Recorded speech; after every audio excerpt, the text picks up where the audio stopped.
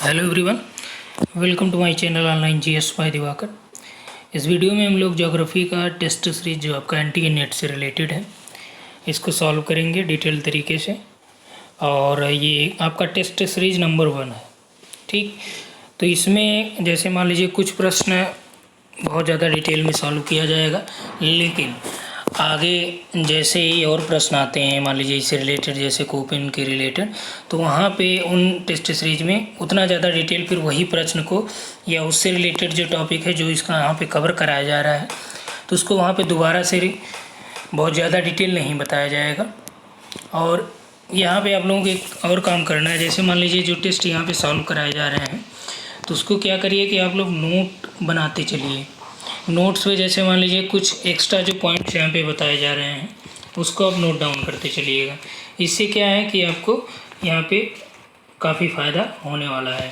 ठीक, और जो ये टेस्ट कराए जा रहे हैं आपके, चाहे आप आगे यूजीसी नेट का एग्ज़ाम देंगे या असिस्टेंट प्रोफेसर देने जा रहे हो, पीजीटी, केंद्रीय विद्यालय, हर जगह आपका यहाँ से प्रश्न मिलेगा ही मिलेगा। और हमारी कोशिश यही है कि जितने आपका यहाँ पे यूनिट्स में दिया गया है सभी से प्रश्न बनाने की कोशिश हमने किया है, और आप देखेंगे सभी से लगभग समान प्रश्न यहाँ शामिल किया गया है।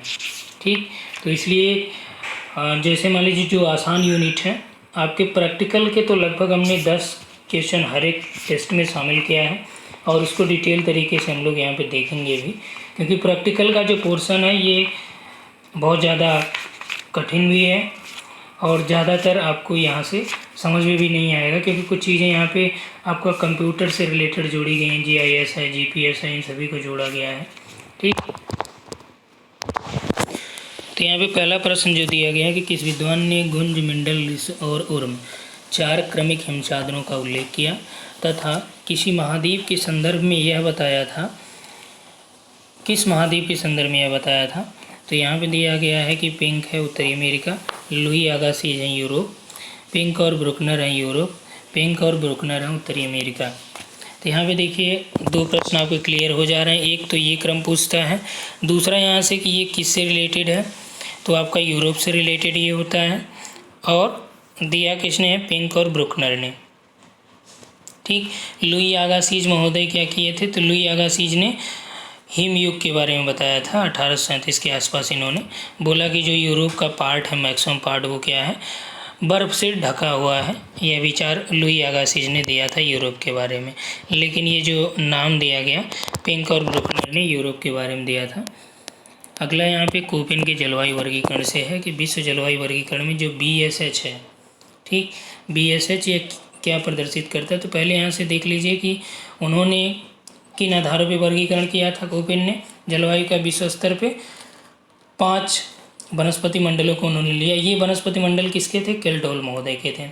और उन्होंने क्या किया था कि कोपेन ने 5 वनस्पति मंडलों के आधार पे जलवायु को 5 बृहद आकारों में बांटा, जिसे अंग्रेजी के कैपिटल लेटर में उन्होंने ABCD और E 5 टाइप का रखा था। अब यहाँ पे आपसे पूछ रहा BSH, अब तीनों को यहाँ पे अलग कर रही। बी का मतलब क्या उन्होंने बताया था, बी का मतलब ये बताया था कि ऐसे जलवायु जो गर्म और शुष्क जलवायु होती हैं।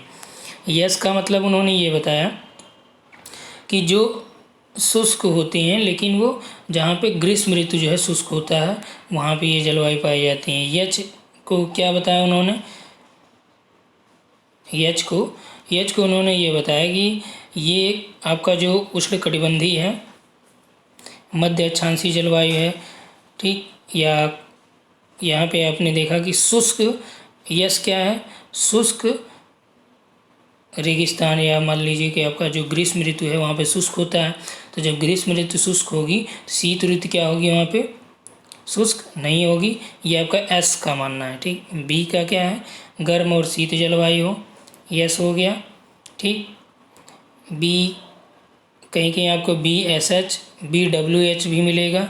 ठीक, BSK भी मिलेगा। एच जो है ये आपका क्या प्रदर्शित कर रहा है, यहाँ पे उष्णकटिबंधीय से रिलेटेड।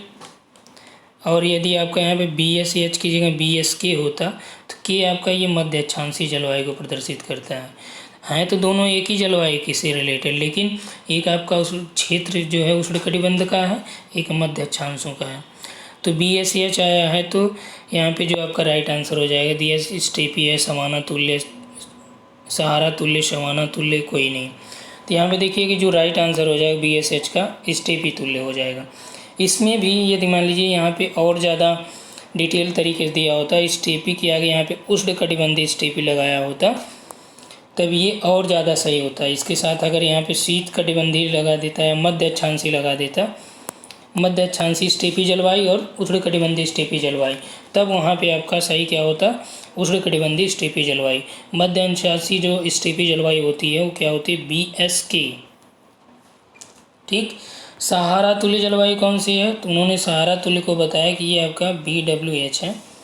ठीक, और जो समाना तुल्य जलवायु उन्होंने बताया AW को समाना तुल्य बताया। AM क्या है, ये पूछा गया आपका मानसूनी से रिलेटेड है। CS जो है ये आपका भूमध्य सागरी से रिलेटेड है। ठीक, ये जो एक्स्ट्रा इन्फॉर्मेशन है इसको आप नोट डाउन करते चलिएगा। अगला, केंद्रीय स्थान पर सबसे पहले विचार किसने दिया, वान थ्यूनेन, जेफरसन, क्रिस्टालर कोई नहीं। तो यहाँ पे देखिए केंद्रीय स्थान पर जो सबसे पहला विचार दिया था वो वान थ्यूनेन ने दिया था। केंद्रीय स्थान जो शब्द दिया था जेफरसन ने दिया था। केंद्रीय स्थान के संबंध जो सिद्धांत दिया था केंद्रीय स्थल क्रिस्टालर ने दिया था। क्लियर हुआ। अब नेक्स्ट यहाँ पे देखिए कि दिया है कि द्वितीय श्रेणी के भूआकृतियों के अंतर्गत कौन सा आता है। तो यहाँ पे जो आपका द्वितीय श्रेणी के उच्चावच की बात कर रहा है, या द्वितीय श्रेणी की जो भूआकृतियाँ हैं उसकी बात कर रहा है। इसमें देखिए आपका दिया है पर्वत, पठार, महासागर, ये भी दोनों। तो जो सही उत्तर इसका हो जाएगा वो आपका हो जाएगा पर्वत और पठार, सेकेंड श्रेणी की पर्वत और पठार, यानी कि डी आपका यहाँ से राइट हो जाएगा। ठीक, अब महासागर क्या होता है, तो महासागर जो आपका ये प्राथमिक श्रेणी की भूआकृतियों के अंतर्गत या उच्चावच के अंतर्गत आते हैं, जिसमें महाद्वीप महासागर दोनों आते हैं। जो तृतीय श्रेणी के उच्चावच होते हैं उसमें आपका जलप्रपात हो गया, बाढ़ का मैदान हो गया, हिमानी की घाटियाँ हैं, पुलिन हो गया, हिमोड़ हो गया, ये सभी आपका नदी घाटियाँ हो गई, ये सभी इसमें शामिल होते हैं तृतीय श्रेणी के जो उच्चावच होते हैं। अगला निमज्जन या सबमर्जेंस क्या है। सबमर्जेंस देखिए यहाँ पे दो चीज़ें होती, एक होता है इमर्जेंस जिसे बोला जाता है उन्मज्जन, दूसरा होता है सबमर्जेंस। तो निमज्जन क्या होता है कि जब कोई समुद्र तटीय भाग सागर तल के नीचे चला जाता है, या जब कोई समुद्र तटीय भाग सागर तल के ऊपर आ जाता है, ए और बी दोनों, इनमें से कोई नहीं। अब देखिए यहाँ पे जो आपका राइट आंसर है वो है कि जब कोई समुद्र तटीय भाग सागर तल के नीचे चला जाता है, यानी सबमर्ज हो जाता है। ठीक, निमज्जन हो जाता है उसका, तो उसे बोला जाता है आपका सबमर्जेंस, निमज्जन कहा जाता है। और ये वाला जो दिया गया जब कोई समुद्र तट से ऊपर आ जाए तल से, तो उसे बोला जाता है इमरजेंस, यानी उन्मज्जन। ठीक, ये आप याद रखिएगा। निमज्जन और उन्मज्जन कई बार पूछा गया आपकी परीक्षाओं में, यूजीसी में ही प्रीवियस ईयर आप उठाएंगे तो वहाँ पे आपको ये चीज़ें देखने को मिलेंगी। तो यहाँ से हमने बहुत स्पष्ट कर दिया है कि आप यहाँ से क्लियर कर पाएंगे। ठीक, अगला है कि भूकंपीय छाया क्षेत्र के बारे में पूछ रहा है, कौन सा सही कथन है। ये दिया है जहाँ कोई भी भूकंपीय तरंग अभिलेखित होती है। बी दिया है भूकंप अधिकेंद्र से 105 और 145 के बीच का जो क्षेत्र होता है। ए और बी दोनों कोई नहीं। अब देखिए जो भूकंपीय छाया क्षेत्र का मतलब यही होता है, शैडो एरिया का मतलब जहाँ भी उसका प्रभाव ना हो सके। तो यहाँ पे देखिए दिया है कि जहाँ कोई भी भूकंपीय तरंग अभिलेखित होती हैं, तो वहाँ पे यदि अभिलेखित होंगी भूकंपीय तरंग देखी जाएंगी तब वो शैडो जोन नहीं होगा, क्योंकि वहाँ पे भी भूकंप का प्रभाव देखने को मिलेगा। लेकिन भूकंपीय छाया क्षेत्र में क्या होता है कि वहाँ पे तरंगों का कोई भी अभिलेख देखने को नहीं मिलता, यानी कि वो वहाँ पे काम नहीं कर पाती हैं, उनका अभिलेखन नहीं मिलता वहाँ पे। ठीक, तो यहाँ पे आपका जो ये हो जाएगा, ये रंग हो जाएगा। जैसा कि हमने आंसर की में आपको गलती से बी दिया था, तो यहाँ पे अभिलेखित की जगह वहाँ पे यदि नहीं होती तब आपका ये राइट हो जाता, ये और बी दोनों। लेकिन यहाँ पे दिया गया है कि भूकंप अधिकेंद्र में ये आपका भूकंपीय तरंग अभिलेखित होती, तो ये रंग हो गया। ये अधिकेंद्र से जस्ट ऊपर आप देखेंगे तो वहाँ पे जैसे आप देखेंगे जब उसको एस वेव और पी वेव को बना के देखेंगे तो यहाँ पे एक ऐसा एरिया यहाँ पे देखने को मिलेगा जहाँ पे न तो यस तरंगे आ पा रही हैं न तो पी तरंगे आ पा रही हैं, दोनों से ये एरिया छूट जा रहा है। तो इसी एरिया को बोला जाता है अर्थक्वेक शैडो जोन। ठीक, तो यहाँ पे आपका राइट आंसर बी हो जाएगा। तो इसको आप लोग अपडेट कर लीजिएगा आंसर की में। जब लावा का जमाव धरातल के नीचे दरारों में हो और वो भी धरातल के समकोण पर हो यानी लंबवत, तब यह दीवार की भांति बनता है। तो उसे क्या कहा जाता है? सिल, डाइक, लैकोलिथ या कोई नहीं। अब देखिए यहाँ पे क्या होता है कि ये तस्तरीनुमा बनता है लैकोलिथ आपका, तो इसको बाद में ही हम लोग क्लियर करेंगे। ठीक, ज्वालामुखी का आगे है तो उसमें हम लोग नेक्स्ट वाले टेस्ट में करेंगे इसको। तो यहाँ पे हम लोग ये देखते हैं कि जो दोनों एक साथ आपका पूछा जाता है सिल और डाइक। सिल क्या होता है कि धरातल के जो दरारें होती हैं उसमें आपका उसके समानांतर क्षैतिज रूप में ये जमा होता है, लेकिन डाइक में क्या होता है, क्षैतिज के बजाय ये आपका लंबवत इसमें जमाव देखा जाता है दरारों में लावा का। तो जब गुड़ दरारों में जम जाता है, दीवार की भांति दिखता है, तब इसे डाइक कहा जाता है। ठीक, ध्यान रखिएगा, ये क्या होता है, धरातल के लंबवत होता है। ठीक, अगला है देवमंद, माउंट मेयान, क्राकाटाओ, माउंट एरेबस। देवमंद जो ज्वालामुखी पर्वत है, इधर आपका दिया है कि किस एरिया में है या किस देश से संबंधित है। तो यहाँ पे देखिए जो देवमंद है ये आपका देवमंद को सुल्तान ईरान से हैं, माउंट मेयान आपका फिलीपींस से है, क्राकाटाओ इंडोनेशिया का है, माउंट इरेबस आपका अंटार्कटिका में जो राज सागर है उसके निकट ये पाया जाता है। ठीक, ज्वालामुखी है। तो यहाँ पे आपका सही उत्तर हो जाएगा ए। अगला है कौन सुमेलित नहीं। यहाँ पे देखिए कि ये आपका कई बार पूछा गया है, आप यहाँ पे कंफ्यूज मत होइएगा, क्योंकि यहाँ पे कंफ्यूज होंगे तो यहाँ से जो प्रश्न आएगा उसमें पूरा प्रश्न आप कंफ्यूज कर जाएंगे। और तो यहाँ पे देखिए दिया है पेनी प्लेन, डेविस ने दिया, सही बात है। ठीक, संप्राय मैदान। पैन प्लेन किसने दिया? क्रिकमे ने दिया। पेडी प्लेन एलसी किंग ने दिया। इसको आप याद रखिएगा एकदम अच्छे से। ठीक, फिर से बता दे रहा हूँ, पेडी प्लेन एलसी किंग ने दिया है, टाइम भी देख लीजिए 1948 में दिया। पैन प्लेन क्रिकमे ने 1993 में दिया, 1933 में दिया क्रिकमे ने। ठीक, डेविस का आपका पेनी प्लेन है, भौगोलिक चक्र है, शुष्क अपर्दन चक्र है, डेविस का त्रिकुट भी है। ठीक, ढेर सारी चीज़ें इससे रिलेटेड हैं।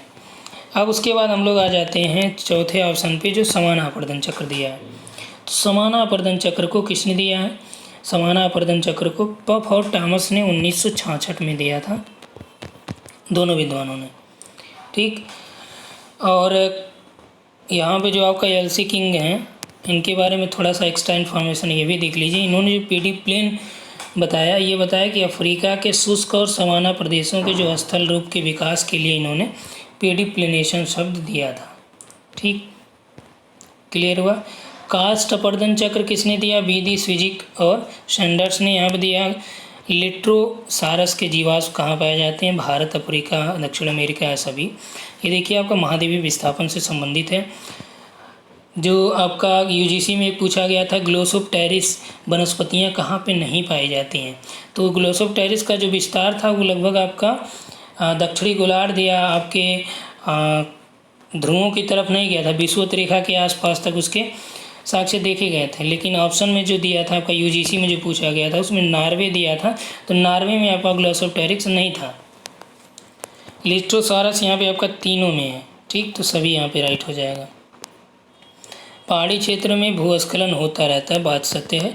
पहाड़ी क्षेत्रों में भूस्खलन होते रहते हैं, प्रायः होते रहते हैं।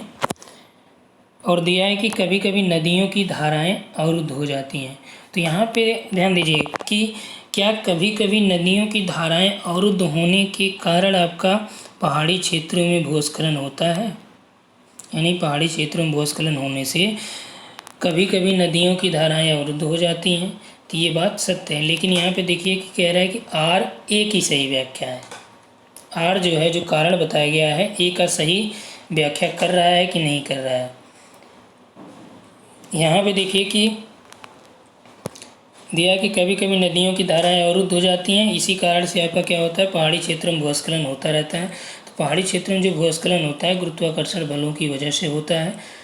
धरातल के, और ये लैंडस्लाइड जो होता है उसमें बड़े बड़े आपके भीषण भूखंड धरातल पे गिरते हैं। ठीक, तो यहाँ पे दिया गया है कि ए और आर तो दोनों सही हैं, लेकिन देखिए यहाँ पे नदियों की धाराएं तो अवरुद्ध होती हैं, लेकिन ये यहाँ पे अवरुद्ध होके ये स्टेबल नहीं रहता है, धीरे धीरे वो नदियाँ अपना दूसरा मार्ग यहाँ पे खोज लेती हैं। इसलिए ये कहा जा सकता है कि ये इसका सही व्याख्या नहीं कर रहा है, लेकिन सही दोनों हैं। कभी कभी ये होता है कि जब मान लीजिए लैंडस्लाइड हुआ, नदी का मार्ग है, ये यहाँ पे इसका अवरुद्ध हो जाता है, तो नदियाँ क्या करती हैं, इधर से घूम के फिर आती हैं। ठीक, तो इसमें आपका राइट आंसर बी। अगला, उष्ण वातागर के बारे में कौन सा सही है?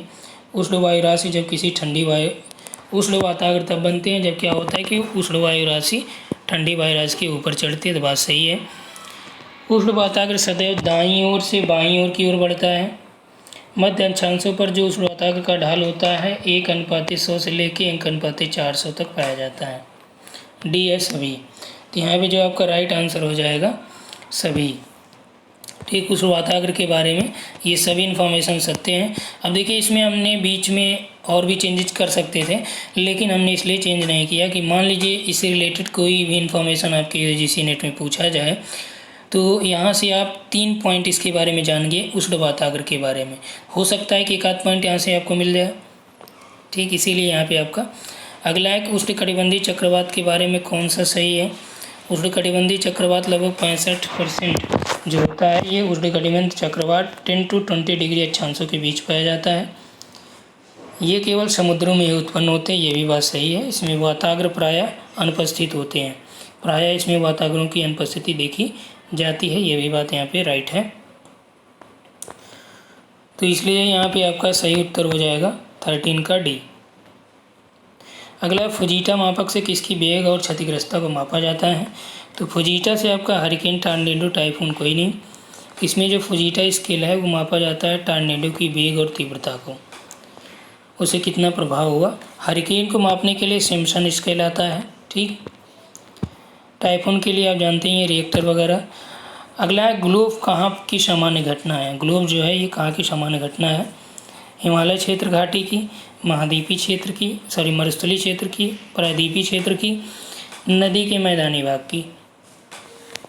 यहाँ पे जो आपका राइट आंसर हो जाएगा, ग्लोब जो है ये हिमालय क्षेत्र घाटी की घटना होती है, यानी इसे कहते हैं हिम झील प्रस्फोटन। और देखिए ये आपका एक सिलेबस में भी डायरेक्ट मेंशन है, आप क्लाइमेटोलॉजी का सिलेबस देखेंगे इसमें दिया है ग्लोब। अगला है, थानथवेट का जो जलवायु वर्गीकरण था 1931 का, उसका संशोधन इन्होंने कब किया था? 1947, 1948, 1938, 1939। अब देखिए थानथवेट ने जो अपने जलवायु वर्गीकरण किया था उसमें उन्होंने क्या किया कि थोड़ा चेंजेस जो किया था 1933 में किया था।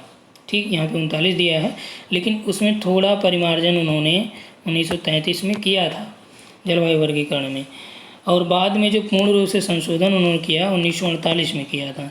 तो राइट आंसर आपका 1948 हो जाएगा।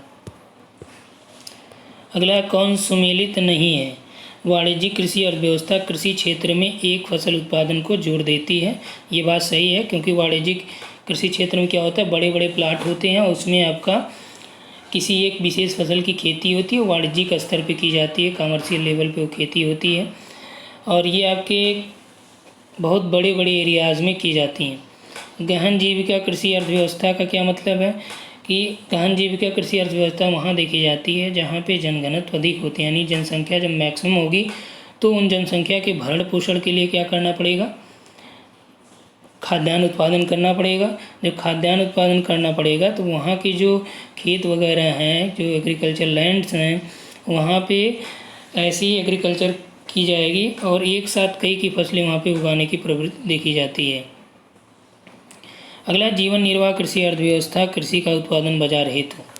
जो जीवन निर्वाह कृषि अर्थव्यवस्था होती है ये कृषि का उत्पादन यहाँ पे बाजार के लिए नहीं किया जाता फसलों का उत्पादन, बल्कि खुद के भरण पोषण के लिए किया जाता है। यानी कि इस प्रकार की एग्रीकल्चर अर्थव्यवस्था में वही लोग देखे जाते हैं जो जिनके पास जोतों का आकार कम होता है, यानी खेत बहुत कम होते हैं, और वो जो खेती करते हैं अपने केवल जीवन निर्वाह चलाने के लिए करते हैं। अगला, विस्तृत कृषि अर्थव्यवस्था। तो विस्तृत कृषि अर्थव्यवस्था की बात करें तो जनघनत्व यहाँ पे अपेक्षाकृत कम होता है। जैसे आपका कनाडा वगैरह हम देखते हैं तो वहाँ पे विस्तृत कृषि अर्थव्यवस्था होती है और जनघनत्व तो अपेक्षाकृत कम होता है। गेहूँ यहाँ की मुख्य फसल मानी जाती है, ये बात सही है। ठीक, गहन जीविका कृषि की जो मुख्य फसल यहाँ पे आपका चावल वगैरह देखा जाता है। अगला है सीमांत या फ्रंटियर के बारे में, कौन सा सत्य है।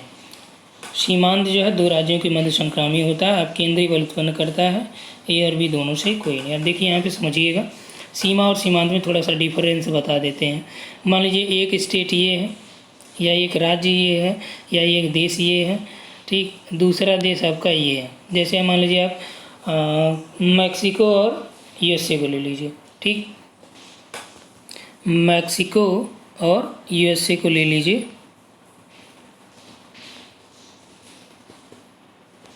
ठीक, यहाँ मान लीजिए ये यूएसए है और ये मैक्सिको है।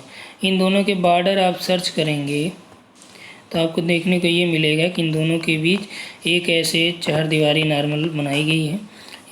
ठीक, अभी तो चार दीवारी यहाँ पे बना दिया है जब से ट्रम्प महोदय आए हैं, तो नहीं तो पहले क्या था, यहाँ पे कांटे वाले जो तार थे वो लगाए गए थे। तो यहाँ पे इनके बीच क्या होता है, ये सीमा बनाते हैं। ठीक, भारत और पाकिस्तान का देख लीजिए, भारत और चीन का देख लीजिए, तो आप देखेंगे भारत पाकिस्तान के बॉर्डर पे पाकिस्तान का यहाँ पे एक कटीले तार का बाड़ लगा है, इंडिया का यहाँ पे एक कटीले तार का बाड़ लगा है। ठीक, तो ये जो दोनों इनके बीच है एरिया, इसको बोला जाएगा सीमांत। ठीक, तो अब आप यहाँ से समझ सकते हैं कि सीमा जो है ये अपकेंद्री नहीं बल्कि अभिकेंद्री प्रकृति की होती है, क्योंकि ये इसको बांधे रखती है, ये इसको बांधे रखती है। ठीक, लेकिन ये क्या है, ये अभिकेंद्री प्रवृत्ति का है। ये जो एरिया है सीमांत का, अपकेंद्री प्रवृत्ति का, ये एरिया क्या है, क्या प्रदर्शित कर रहा है, हो सकता है इसका भारत का यहाँ तक हो कुछ और पाकिस्तान का यहाँ का हो। यानी कि ये जो दोनों एरिया हैं ये संक्रमण जोन है, ट्रांजिशन जोन है, और इसमें दोनों के अधिकार शामिल हैं। संक्रमण का मतलब तो यही होता है कि यहाँ पे जो आपका राइट आंसर हो जाएगा, दो राज्यों के मध्य संक्रामी होती हैं, अपकेंद्री बल भी ये उत्पन्न करती हैं। अपकेंद्री बल का मतलब क्या होता है, ये पुल करती हैं। जैसे मान लीजिए ये बोलती हैं कि भाई ये इधर मत आना, ये इधर ही रहो, तुम्हारा जो एरिया इधर ही है, और इसको ये बोलती हैं कि तुम्हारा भी जो एरिया है इधर ही है, बीच में यहाँ पे दखलंदाजी नहीं करना। तो यहाँ पे जो आपका सही है सी। अगला यहाँ पे देखिए मिलान करना आप लोगों को। प्रगामी तरंग सिद्धांत किसका है, नार सिद्धांत। तो प्रगामी तरंग आपका विलियम वेलविल का है, नार सिद्धांत एरी का है। अंतर समुद्री जल स्रोत अधा खनन से संबंधित हैं जॉनसन महोदय। पंक्तिल तरंग सिद्धांत डेली का है। ठीक, तो यहाँ पे जो आपका राइट आंसर हो जाएगा 2143 ए। ठीक, नेक्स्ट आइए, मत्स्य पालन की श्रेणी में आता है प्राइमरी सेक्टर, टर्शियरी यानी तृतीयक, चतुर्थक, द्वितीयक, प्राथमिक। अब देखिए जो मत्स्य है ये आपका एग्रीकल्चर से ही संबंधित है। मत्स्य पालन, कुक्कुट पालन, ये सभी आपके एग्रीकल्चर की एक फॉर्म है, एक टाइप है।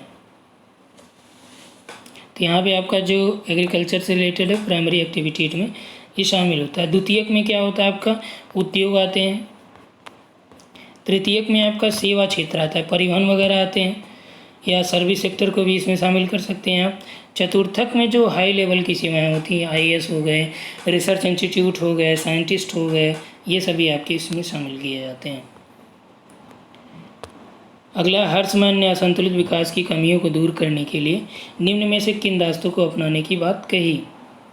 प्रत्यक्ष उत्पादन क्रियाएं यानी डीपीए, डायरेक्ट प्रोडक्शन एक्टिविटी, सामाजिक उपरिव्यय पूंजी यानी एसओसी, ये भी दोनों कोई नहीं। अब देखिए ये आपका रीजनल डेवलपमेंट से रिलेटेड थ्योरी है और प्रश्न आपसे इसी पूछेगा डायरेक्ट। असंतुलित विकास का सिद्धांत प्रादेशिक विकास से संबंधित है और यह किसने दिया, किस प्रकार के देशों के लिए दिया था? इन्होंने अल्प विकसित देशों की बात की थी, उसकी स्ट्रेटजी की बात की थी कि वहाँ पे जो अर्थव्यवस्था का पिछड़ापन है उसको कैसे दूर किया जाए।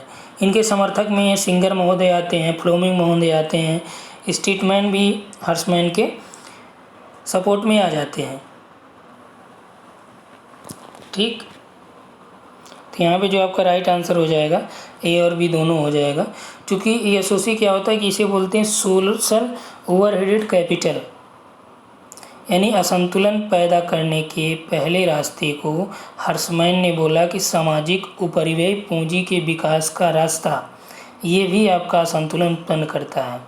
दूसरा उन्होंने बताया कि जो निजी क्षेत्र है उसमें विनियोग करें, जिसके बाद क्या होगा, इंफ्रास्ट्रक्चर के विकास में कमी पैदा होगी, राजनीतिक दबाव के कारण सरकार क्या होगी, अवस्थापना को विकसित करने के लिए बाध्य होगी, और उससे भी आपका असंतुलन पैदा करने के ये जो रास्ते हैं ये प्रत्यक्ष उत्पादन क्रियाओं से संबंधित हैं।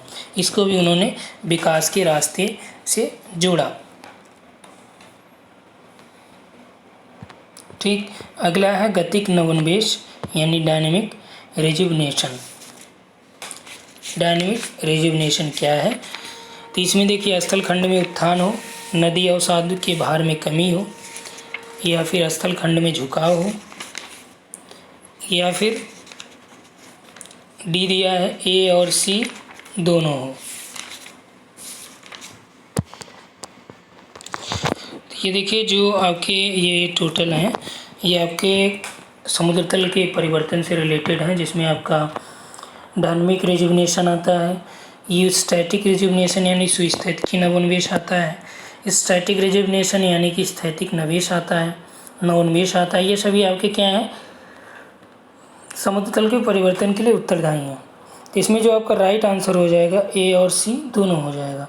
स्थल खंड में उत्थान हो, स्थल खंड में झुकाव हो, सरिताओं के निकास हो, यानी सरिताओं के निकास का जो क्षेत्र है वो नीचा हो जाए। ये सभी डायनेमिक रिजुविनेशन के एग्जाम्पल है, कारण है। नेक्स्ट है राष्ट्रीय दूरस्थ संवेदन एजेंसी कहाँ पर स्थित थी, है जो दिया है यहाँ पे थी कर लीजिएगा। ये आपका यूजीसी का देखिए रिपीटेड क्वेश्चन है, और इसमें थोड़ा सा इन्फॉर्मेशन देने के लिए इसको मैंने ऐड किया है। एनआरएसए जो है एजेंसी कहाँ पे है, एनआरएसए जो है यानी नेशनल रिमोट सेंसिंग एजेंसी, ये आपका IIRS जो आपका देहरादून में है, इसी का पुराना नाम था। इसको चूँकि जब स्थापित किया गया था जिस उद्देश्य के लिए, इसके 2 यूनिट थे, तो एक आपका हैदराबाद में था। तो यहाँ पे क्या है कि एनआरएसए की जिस पर्पज के लिए स्थापित किया गया था देहरादून में, वो पर्पज यहाँ पे इन्होंने कंप्लीट नहीं किया। बाद में जब इसकी आकलन किया गया तब वहाँ पे देखा गया कि एनआरएसए का जो पर्पस था वो कंप्लीट नहीं हुआ। फिर इसको क्या किया गया कि एक हैदराबाद में आपकी यूनिट बनाई गई थी, इसी की जगह एनआरएससी, ठीक, एनआरएससी स्थापित की गई। इसको यहाँ पे स्थानांतरित कर दिया गया था। जो पहले स्थापित किया गया था इसे देहरादून में किया गया था, और इसकी जगह अब आपका देहरादून में IIRS है। और अब जो प्रश्न बनेगा अब आपका इस तरह से बनेगा, NRSC national remote sensing council परिषद कहाँ पे है, ये आपका हैदराबाद में, फिर आप लगाइएगा।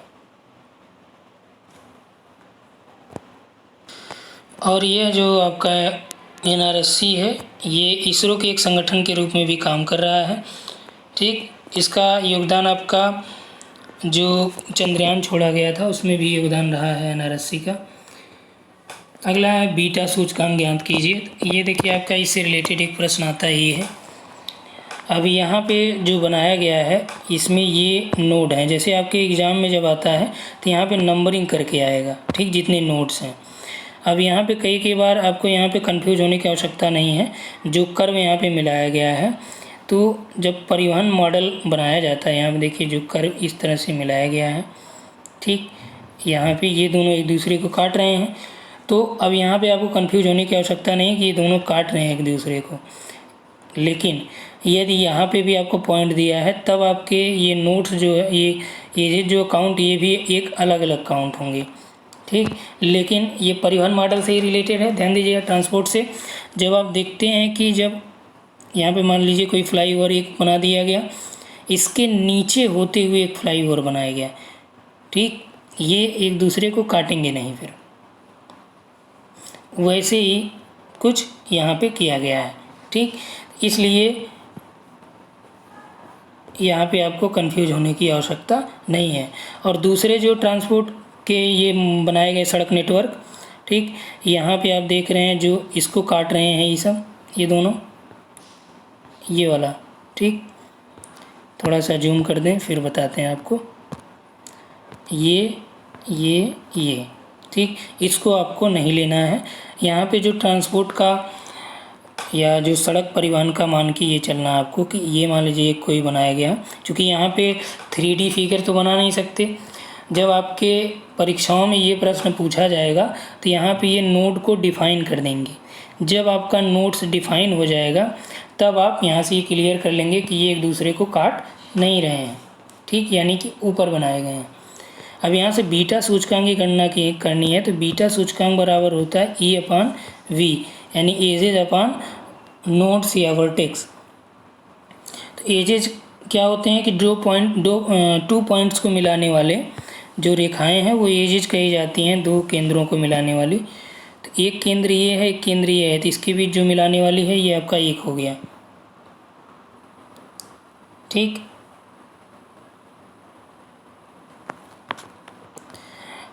अब जब आपकी परीक्षाओं में देगा तो यहाँ पे आपका ये डिफ़ाइन करके देगा कि 1 2 3 4 5 और ये भी आपका एक नोट्स है। चूँकि ये सड़क परिवहन की बात कर रहा है तो स्ट्रेट आई हैं ये चीज़ें, ठीक। तो ये जाहिर सी बात एक दूसरे को काटेंगी, तो यहाँ पे आपका एक नोट्स हो जाएगा। अब यहाँ से काउंटिंग फिगर करते हैं। एक आपका ये हो गया, दूसरा ये हो गया, तीसरा ये हो गया, चौथा ये हो गया, पांचवा ये हो गया, छठा ये हो गया, 7 ये हो गया, 8 आपका ये हो गया, ठीक। 9 ये आपका 10 और ये जो कर्व मिलाया गया है यहाँ से यहाँ तक 11 और ये जो आया है ये 12। टोटल जो एजेज कितने हो गए? 12, ठीक। नोड्स की बात कर लें, कहाँ कहाँ पॉइंट्स है इसको भी नोट डाउन कर लीजिए आप। नोड्स के 1 है, ये 2 हो गया, 3 हो गया, 4 हो गया, 5 हो गया, 6 हो गया, ठीक। 6 हो गए ये। ई बराबर कितने हो गए? 12, वी बराबर 6। तो बीटा सूचकांक कितना हो जाएगा? 12/6 यानी 2, ठीक। जब मान लीजिए कि नॉर्मल आंसर कितना आ जाएगा यहाँ पे आपका 24 का ए। जब आपको नॉर्मल दिया रहे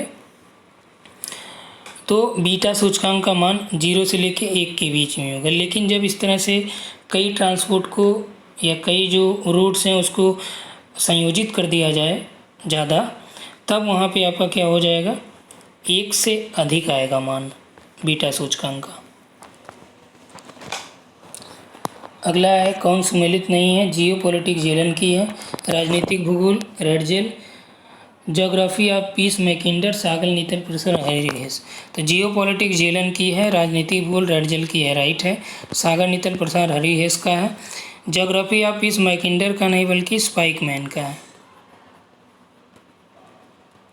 स्पाइकमैन का है, ठीक। अगला है बड़े नगरों में वृद्धि प्राकृतिक के बजाय प्रव्रजन से अधिक होती। प्रव्रजन यानी कि प्रवास से।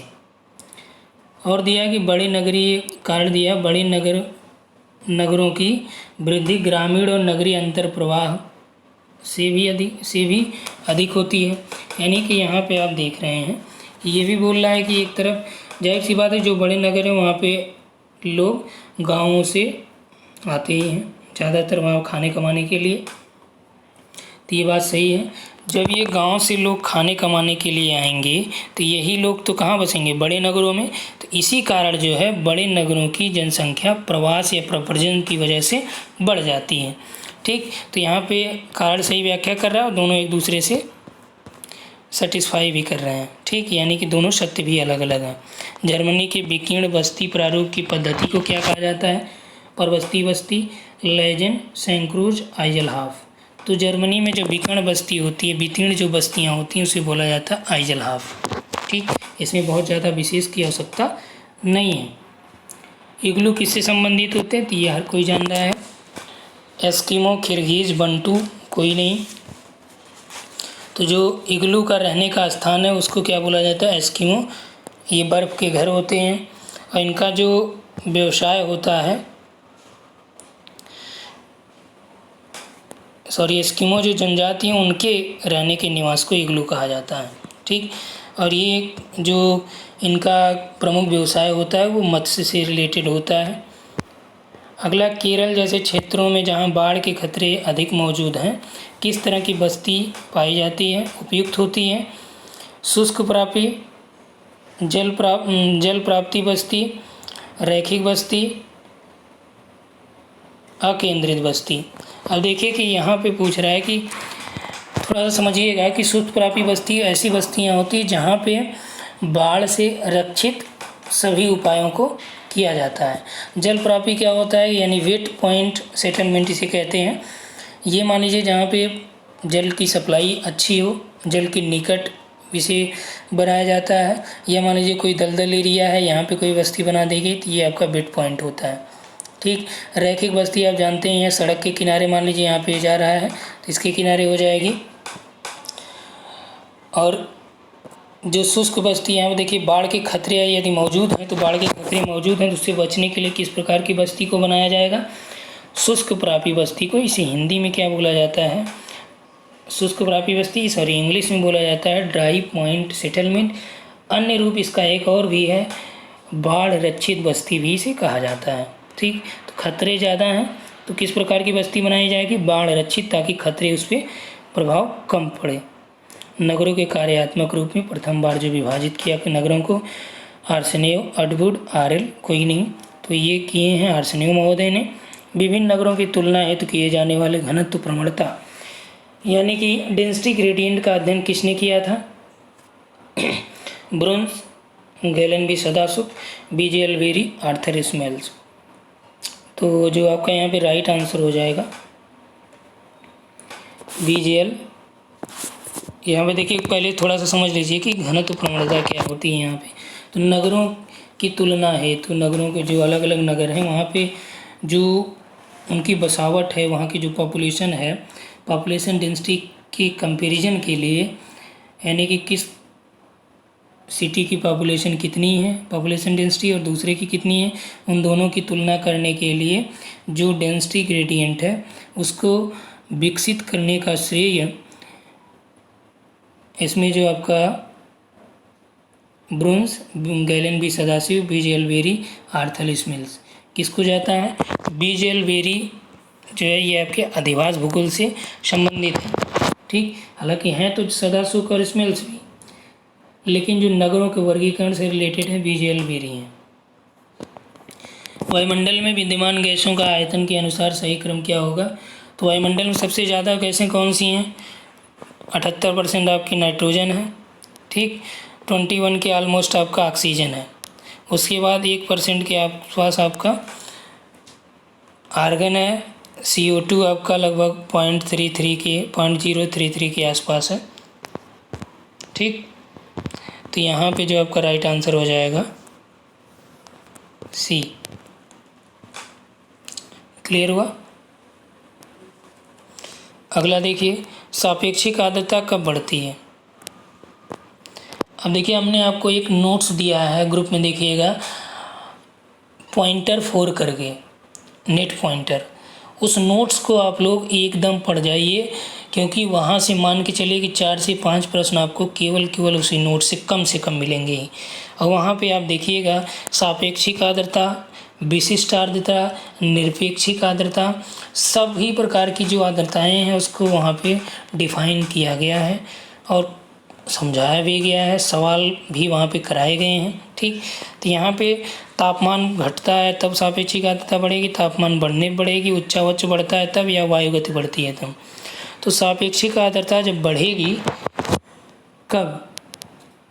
जब जो है टेम्परेचर आपका क्या हो जाएगा, वहाँ पे घटेगा। जब टेम्परेचर घटेगा तब आपका जो उसकी किसी भी नमूने की जो धारण करने की क्षमता है वह धीरे धीरे बढ़ेगी आर्द्रता। अगला है कि तापीय ह्रास दर वायुमंडल में ऊंचाई के साथ तापमान घटने को कहते हैं। जो तापीय व्युत्क्रमणता है, तापीय ह्रास दर आप कह सकते हैं। तो ये बात सत्य है, जैसे जैसे हम लोग ऊंचाई पर जाते हैं टेम्परेचर कम होता जाता है। 1 डिग्री लगभग 165 मीटर के आसपास। पृथ्वी के वायुमंडल का जो निचला भाग है वो नीचे की तरफ से गर्म होता है। पीछे जो पृथ्वी का वायुमंडल है वो नीचे की ओर से गर्म होता है। इसी कारण से जो जैसे जैसे हम लोग ऊपर जाएंगे हमको तापमान जो है घटता हुआ प्रतीत होगा। ठीक, अगला, जेट धाराओं की अधिकतम गति नाट में कितनी होती है? लगभग में देखिए 120, 335, 295 कितनी होती है लगभग? तो ये होती है लगभग 335, यानी 300 से लेकर 500 के आसपास होती है इसकी गति। रेडियो तरंगों की परावर्तित करने वाली जो वातावरण की परत है, वायुमंडल की परत है, उसे क्या कहा? अब देखिए ये प्रश्न आता है कि कौन से वायुमंडल की परत में रेडियो तरंगें होती हैं? संताप मंडल, क्षोभ मंडल, आयन मंडल, ओजोन मंडल। तो इसमें जो आपका राइट आंसर हो जाएगा आयन मंडल में ये परतें पाई जाती हैं और यही वो परावर्तित करती हैं जिससे हम लोगों को रेडियो वेव्स या रेडियो की आवाज़ सुनाई देती है। अगला, विशिष्ट आर्द्रता क्या होती है? अब देखिए यहाँ पे सापेक्षिक और विशिष्ट आर्द्रता दोनों आ गए हैं, तो आप नोट्स ज़रूर पढ़िएगा नेट पॉइंटर 4 करके। ग्रुप में देखिए दिया हूँ मैंने नेट पॉइंटर 4। यदि नहीं मिला होगा तो आप हमको पर्सनली बताइएगा, भेज दूँगा। तो इसका जो विशिष्ट आर्द्रता का सही अर्थ होता है कि इसमें जो हवा में विद्यमान जलवायु का जो जलवाष्प का, ये जलवायु नहीं जलवाष्प है, जलवाष्प का जो अनुपात होता है वह आपका विशिष्ट आर्द्रता होगा। घाटी समीर कब प्रवाहित होती है? दिन में, रात में, ग्रीष्मकाल में, शीतकाल में। तो जो घाटी समीर होती है ये आपका दिन में प्रवाहित होती है। अगला है, सुमेलित कीजिए टाइफून, चक्रवात, हरिकेन, चिनूक। चिनूक ये आपका एक प्रकार की पवन होती है और ये भी यूएसए के जो ढाल होते हैं वहाँ से आपका ये देखने को मिलता है। ठीक, इसमें देखिए जो आपका टाइफून है फिलीपींस में, चक्रवात आपका भारत में।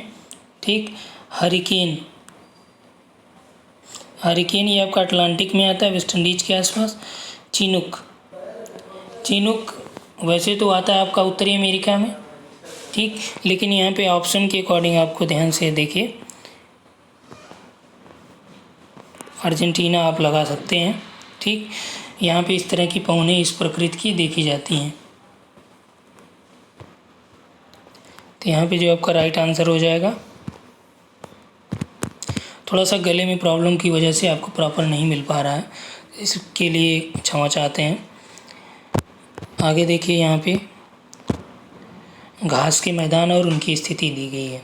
घास के मैदान और स्थिति, तो स्टेपी कहाँ पे है? स्टेपी आपका कहाँ पे है?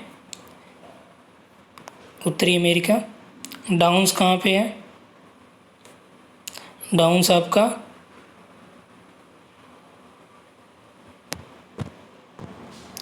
यहाँ उत्तरी अमेरिका में आपका प्रेरी आता है। स्टेपी आपका यूरेशिया वाले पार्ट में। डाउन्स जो है ये आपका ऑस्ट्रेलिया में। पंपास जो है ये आपका, पंपास किससे संबंधित है? दक्षिण अमेरिका में। पार्कलैंड, पार्कलैंड जो है, पार्कलैंड आपका अफ्रीका से। तो यहाँ पे जो आपका राइट हो जाएगा। ठीक, इसका मैं आपको पूरा उष्णकटिबंधीय और शीतोष्णकटिबंधीय दोनों घास के मैदानों का वीडियो मैं ग्रुप में भेज दूंगा, वहाँ पे आप लोग प्रॉपर ये देख लीजिएगा। अब देखिए ये महत्वपूर्ण प्रश्न है अगला वाला, यूजीसी में भी पूछा गया। यहाँ पे आपको कुछ बातें जो ध्यान रखनी है उसको मैं बताता चल रहा हूँ। पहले तो ये कि इंग्लिश भी पढ़ते चलिएगा जो आपकी परीक्षाओं में पूछा गया है। यहाँ पे देखिए उष्माद्वीप का मतलब ये वहाँ पे दिया था, ये हमने लिया था यूपीएससी में, आपका ये भी पूछा गया है। ठीक, वहाँ से हमने लिया, वहाँ पे दिया था कि हीट आइसलैंड करके। ठीक, लेकिन आपके यूजीसी में पूछा गया था उष्माद्वीप से, यही लिखा था, लेकिन यूजीसी में जो इंग्लिश दिया था इसमें दिया था अर्बन हीटलैंड। ठीक, या हीट लैंड भी दिया रहेगा, तब भी आपको यही समझना है कि ये नगरों में जो आपका केंद्रीय भाग होता है वहाँ के जो टेम्परेचर बढ़ने की वजह से, क्योंकि ये आपके सिलेबस में भी दिया है डायरेक्ट नगरीय उष्माद्वीप। ठीक, तब वहाँ पे आपका हो जाएगा उष्माद्वीप का मतलब ये। और जब आपका हीट आइसलैंड दे तब आपका वहाँ पे ये समझिएगा। ठीक, तो यहाँ पे जो आपका 41 का हो जाएगा, ए और सी दोनों राइट हो जाएंगे। बस आपको देख के ये चलना है कि इंग्लिश वाले पार्ट में क्या पूछा है।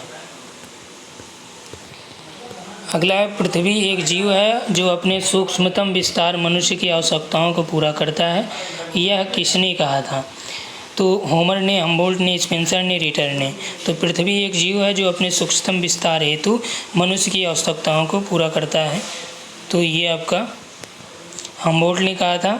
चूँकि जो स्टेटमेंट है उसमें सोचने समझने की कोई आवश्यकता नहीं, स्टेटमेंट चूँकि उनका अपना कथन होता है तो आपको डायरेक्ट ये रट्टा मारना पड़ेगा।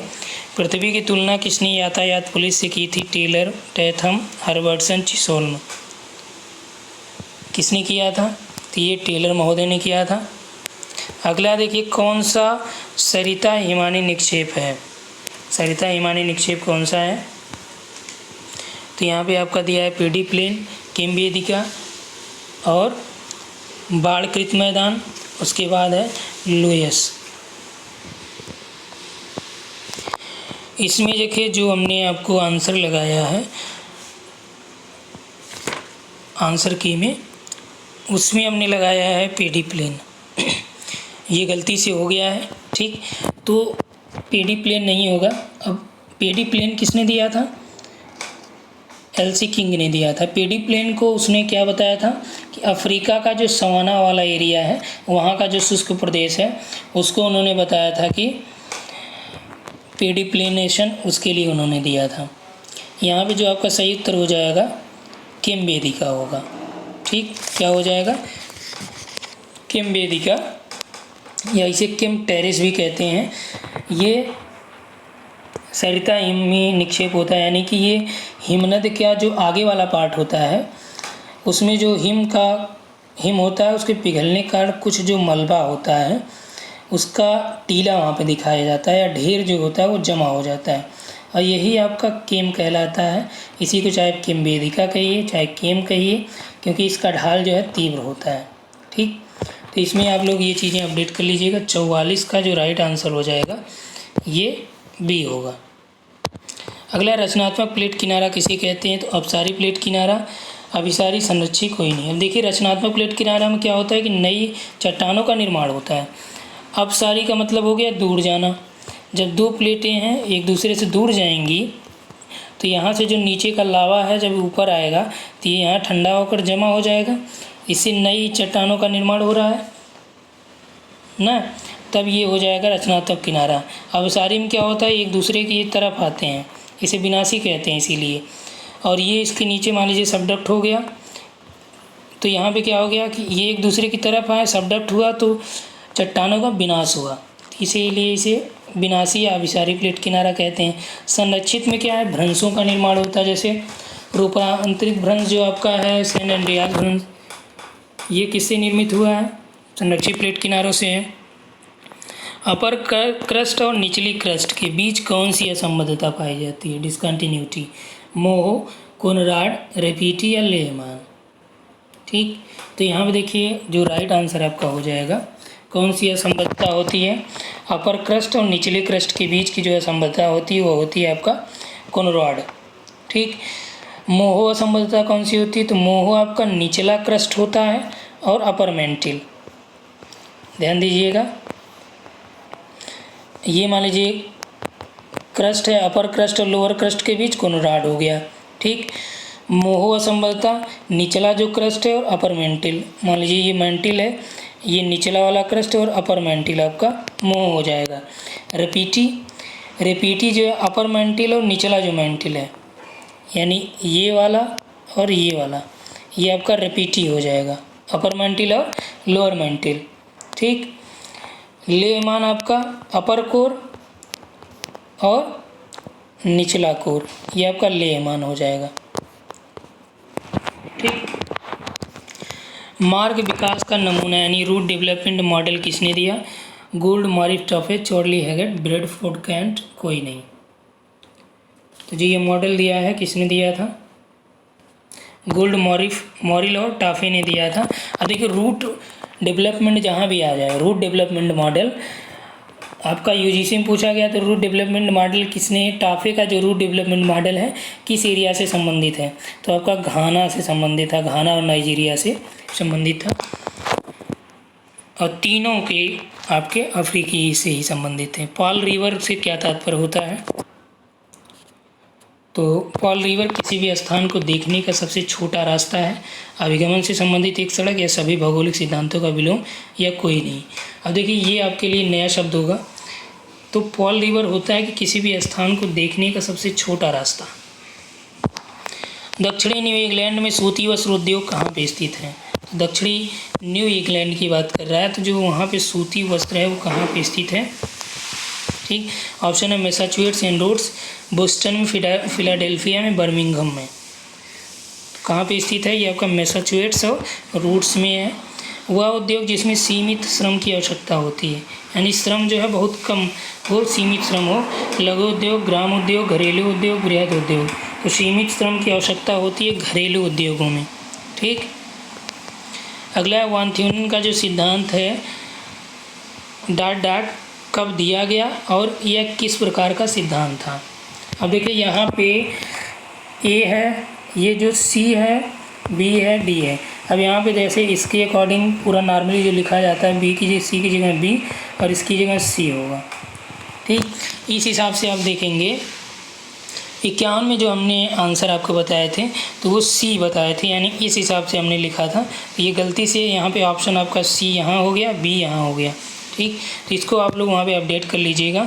वान थ्यूनेन ने जो मॉडल दिया था 1826 में दिया था, और इनका जो मॉडल था वो निश्चयवादी प्रवृत्ति का मॉडल था। ठीक। किस प्रवृत्ति का था? निश्चयवादी प्रवृत्ति का मॉडल था वान थ्यूनेन का। तो यहाँ पे आप ये चीज़ें अपडेट कर लीजिएगा। तो कौन कौन से प्रश्न आपको अपडेट करना है? 51 का अपडेट करना है ये, यानी कि इसमें यदि आप लोग, आपके पास जो सीरीज़ दी गई है उसी के अकॉर्डिंग आप लोग करेंगे तो यहाँ पे आपका बी हो जाएगा। ठीक। तो मैं आंसर की भेज दूंगा जो आपको करना है। यहाँ पे यही समझना आपको, यहाँ पे सी जो दिया है इसमें आप कंफ्यूज मत होइएगा, क्योंकि कन्फ्यूज़न हमको ही हो गया था यहाँ पे। उसके बाद आपको जो अपडेट करना है 51 का हो गया। 51 के बाद 41 में आपका ए और सी दोनों हो जाएगा, उष्मादीप वाला प्रश्न। 44 का आपको अपडेट करना है, 44 में आपका बी हो जाएगा, केम्बेदिका। ठीक। और 6 का हमने बता ही दिया था आपको। तो ये इतने प्रश्न हैं जिसको आपको अपडेट करने हैं। अब देखिए मानवीय भूल की जो समस्याएं ये बनी रहती हैं। अब यहाँ पे तो मैं जो आपको प्रैक्टिस सेट कोशिश किया हूँ कि मैक्सिमम आपका सही करने का, लेकिन आप देखेंगे कि आयोग का भी एग्ज़ाम होता है, वहाँ पे भी गलतियाँ होती हैं। ठीक। तो यहाँ पे मैं आपको कहीं भी आपको कोई समस्या हो तो आप कमेंट ज़रूर करिएगा, या आप पर्सनली भेज दिया करिए, तो वहाँ पे हम आपको क्लियर कर देंगे। और कुछ एक्स्ट्रा चीज़ें यदि आप लोगों का सहयोग रहेगा तो आपको एग्ज़ाम के डेट तक कुछ महत्वपूर्ण चीज़ें इतनी दे दी जाएंगी कि जहाँ से आप आसानी से कम इतना स्टडी मटेरियल आपको भेज दिया जाएगा, 25-30 प्रश्न आपको वहाँ से मिल जाएंगे यदि आप लोग सहयोग करेंगे तो। या केवल आप टेस्ट सीरीज चाहेंगे तो हमको कोई इशू नहीं रहेगा, हम आपको प्रॉपर केवल टेस्ट सीरीज प्रोवाइड करा देंगे, उसका आपको यहाँ पे वीडियो डिस्कशन कर देंगे। ठीक, यदि आप लोगों का कोऑपरेशन रहेगा तो थोड़ा और एक्स्ट्रा स्टडी मटेरियल मैं भेजने की कोशिश करूँगा। ठीक, उसका कोई चार्जेज वगैरह यहाँ पे नहीं रखा जाएगा। बस ये है कि यदि आप लोग जुड़े हैं यहाँ पे तो एक हद तक आपको हेल्प मिल जाए, जिससे आपका नेट JRF जो भी रुक रहा है 1-2% से वो हो जाए। ठीक, थैंक्स फॉर वॉचिंग।